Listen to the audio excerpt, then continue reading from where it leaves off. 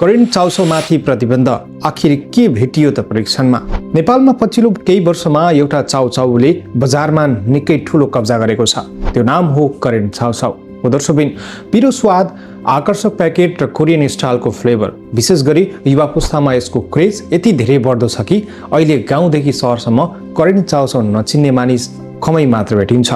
तर अहिले यही चर्चित चाउचाउ विवादमा परेको छ, किनकि नेपाल सरकारको खाद्य प्रविधि तथा गुण नियन्त्रण विभागले करेन्ट चाउचाउ, लाली चाउचाउ बजारबाट फिर्ता गर्न निर्देशन दिएको छ।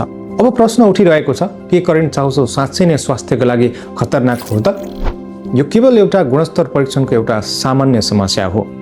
आजको भिडियोमा हामी हेर्नेछौँ करेन्ट चाउचाउ साँच्चै नै मानिसको लागि, स्वास्थ्यको लागि निकै हानिकारक छ त? पहिलो प्रश्न छ, सरकारले किन प्रतिबन्ध लगायो? परीक्षणमा आखिर के भेटियो? स्वास्थ्य विज्ञहरू किन चिन्तित छन् र आखिर किन नेपाली युवा पुस्तामा यसको यति ठुलो क्रेज बनिरहेको छ त? दर्शकबिन, खाद्य प्रविधि तथा गुण नियन्त्रण विभागका अनुसार यशोदा फुड्स प्रणालीले उत्पादन गरेको करेन्ट चाउचाउको ब्याच नम्बर 04A परीक्षण गर्दा एक्सट्र्याक्ट फ्याट एसिड भ्यालु सरकारले तोकेको मापदण्ड अनुसार नभेटिएको बताएको छ। दर्शकबिन, यसलाई सरल भाषामा बुझ्नुपर्दा चाउचाउमा प्रयोग गरिएको फ्याट अर्थात् तेलको गुणस्तरमा समस्या देखिएको सङ्केत हो।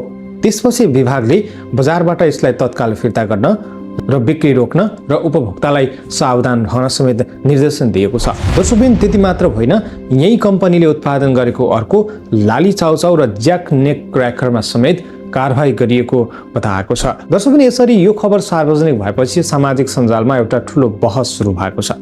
कतिपयले भनिरहेका छन्, हामीले त वर्षौंबाट यो चाउचाउ खाएर आइरहेका छौँ, हामीलाई कुनै पनि असर भएको छैन। तर अर्कोतर्फ स्वास्थ्य विज्ञले भने यो धेरै पिरो र धेरै प्रोसेस गरिएको खानेकुरा भएका कारण खानका लागि अत्यन्तै खतरनाक हुन सक्ने चेतावनी दिएका छन्। दर्शकबिन, विशेष गरी करेन्ट जस्ता स्पाइसी नुडल्सहरूमा धेरै सोडियम हुने र धेरै मसला हुने भएका कारण पनि यसले स्वास्थ्यलाई गम्भीर रूपमा असर पर्न सक्ने विज्ञहरूले चेतावनी दिएका छन्। स्वास्थ्य विशेषज्ञका अनुसार खास गरी यस्ता खानेकुराहरू खाँदाखेरि ग्यास्ट्रिक हुने सम्भावना अत्यन्तै ज्यादा हुने र पेट पोल्ने सम्भावना समेत ज्यादा हुने र यसले हाई ब्लड प्रेसर समेत देखिन सक्ने विज्ञहरूको भनाइरहेको छ।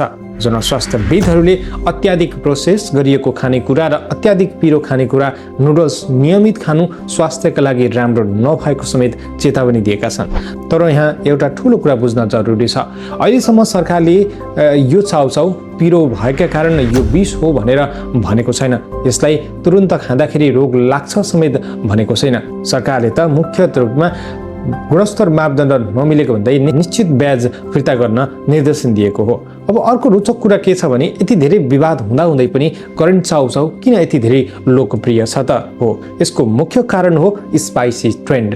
कोरियन रामेनको खाना मन पराउने युवा पुस्तालाई 50 रुपियाँमै यस्तै फिल दिने चाउचाउ यो बजारमा आएको छ। त्यसपछि यसले TikTok, Facebook reels, YouTube shorts लगायत सबैतिर करेन्ट च्यालेन्ज समेत भाइरल भएको छ।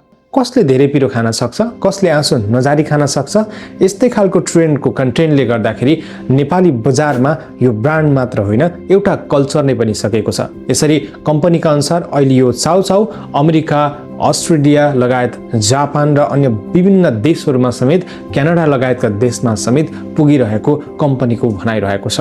दर्शकबिन, यसरी यशोदा फुड्सले नेपाली किसानबाट अकबरे खुर्सानी खरिद गरेर हजारौं किसानलाई सहयोग गरेको दाबी समेत गरेको छ। अहिले उठिरहेको सबैभन्दा ठुलो प्रश्न के हो भने, स्वादका लागि नै हामीले हाम्रो स्वास्थ्यसँग खेलबाड गरिरहेका छौँ त, या आजको पुस्तामा fast food, instant noodles, process food जस्ता कुराहरू किन लोकप्रिय हुँदै अगाडि बढिरहेका छन् त? यसको सरल उत्तर हो, छिटो बन्ने, मिठो लाग्ने र सस्तो भएकै कारण मानिसहरूमा यस्ता खानेकुरातर्फ आकर्षण हो। तर विशेषज्ञहरू भन्छन्, कहिलेकाहीँ खानु ठिक हो, तर नियमित बानी राख्नु भने यो निकै ठुलो खतरनाक हुन सक्छ। विशेष गरी बालबालिका र महिलाको लागि यो प्रकारको खाना जो एकदमै धेरै पिरो छ, यसले चाहिँ स्वास्थ्यमा गम्भीर असर पुर्याउन सक्छ। दर्शकबिन अन्ततः करेन्ट चाउचाउ अहिले नेपालको सबैभन्दा ठुलो ब्रान्ड र चर्चित ब्रान्ड हो। यसले नेपाली बजारमा एउटा ठुलो सफलता हासिल गरिसकेको छ। नेपाली उत्पादनलाई अन्तर्राष्ट्रिय बजारसम्म पुर्याइसक्न सफल भएको छ। तर लोकप्रियतासँगै जिम्मेवारी पनि आउँछ र उपभोक्ताले सुरक्षित खाना खान पाउनुपर्छ र कम्पनीहरूले गुणस्तरमा कुनै पनि सम्झौता गर्नु हुँदैन। यो विषयमा तपाईँको विचार के छ? कृपया कमेन्ट गर्न नभुल्नुहोला। के सरकारले गरेको निर्णय सही हो र तपाईँ करेन्ट चाउचाउ खानुहुन्छ कि खानु हुँदैन? कृपया कमेन्टमा आफ्नो विचार राख्नुहोला।